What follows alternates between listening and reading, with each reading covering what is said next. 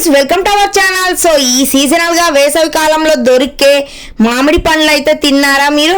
ఇంకా బయట సిటీలలో అయితే ఎక్కువగా కెమికల్స్ ఫుడ్ దొరుకుతుంది. సో ఇక్కడైతే న్యాచురల్ గా మా విలేజ్ లో చాలా తోట నుంచి తెచ్చిన చాలా ఇంకా కెమికల్స్ కలపని మ్యాంగోస్ అయితే తెచ్చిన. ఈ మామిడి పండుతో మామిడి తాండ్రా కూడా చేసుకోవచ్చు, కొన్ని రెసిపీస్ కూడా చేసుకోవచ్చు, జ్యూస్ లాగా పట్టుకోవచ్చు. ఎవరికైనా చిన్నపిల్లలైనా పెద్దవాళ్ళైనా చాలా ఇష్టంగా తింటారు. ఈ వేసవి కాలంలో మామిడి పండు మీద మనసు పారేసుకొని వాళ్ళైతే ఎవరు ఉండరు. ఇండియాలో ఈ వేసవి కాలంలో సమృద్ధిగా ఎక్కువ మొత్తంలో లభించే ఈ మామిడి పండ్లను అయితే ఎక్కువగా తీసుకుంటూ ఉంటారు ఇండియాలో.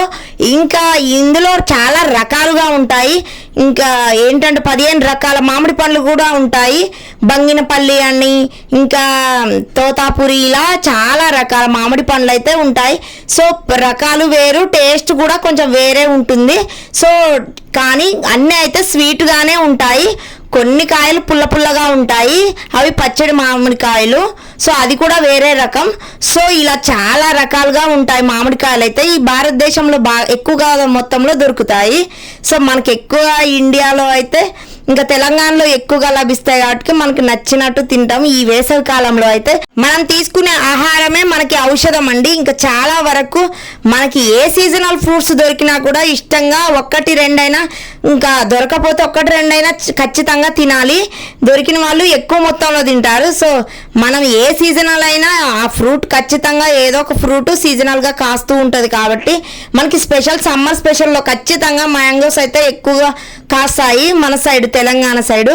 సో మనమైతే ఎక్కువగా తీసుకోవచ్చు, బాగుంటాయి. ఇంకా చూడండి ఎంత ఫ్రెష్ మ్యాంగోస్. ఇవి అయితే న్యాచురల్గా ఆర్గానిక్ ఫ్రూట్స్ అండి, చాలా ఫ్రెష్ మ్యాంగోస్, ఎలాంటి కెమికల్స్ వేసి పండించలేదు. చెట్టు నుంచి జస్ట్ తెంపుకొని వచ్చినాము. ఇంకా కొంచెం కింద పడి తడిచిపోయి వర్షంలో తడిచినవి రాలి పడ్డవి.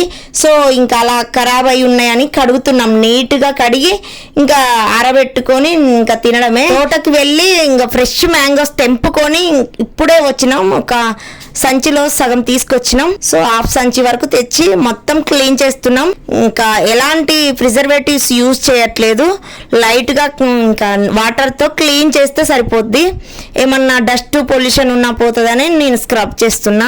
నా వీడియోస్ కనుక మీకు నచ్చినట్టయితే ఖచ్చితంగా సబ్స్క్రైబ్ చేసుకోండి. So thank you so much.